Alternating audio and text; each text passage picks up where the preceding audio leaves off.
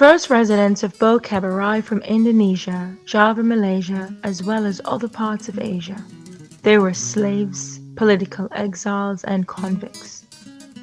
But they were also skilled craftsmen, religious leaders, and scholars who pass on their knowledge to future generations. It's a formerly racially segregated area situated on the slopes of Signal Hill above the city center, and it's a historical center of Cape Malay culture in Cape Town and the New Al Islam Mosque, established in 1844. Bo-Kapp residents bought their houses and decorated their homes with bright colors as an expression of their individualism.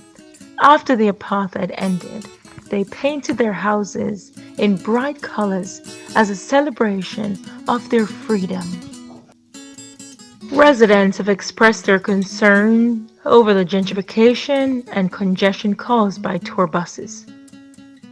Because of its prime location, there are plans to build a number of upmarket hotels, shops, and residential units, which have brought residents of this historic enclave into conflict with the city of Cape Town. In May 2019, 19 sites in the Bo-Kapp area were declared National Heritage Sites by the South African Minister of Arts and Culture. So do think about visiting this historic area on your next visit to South Africa.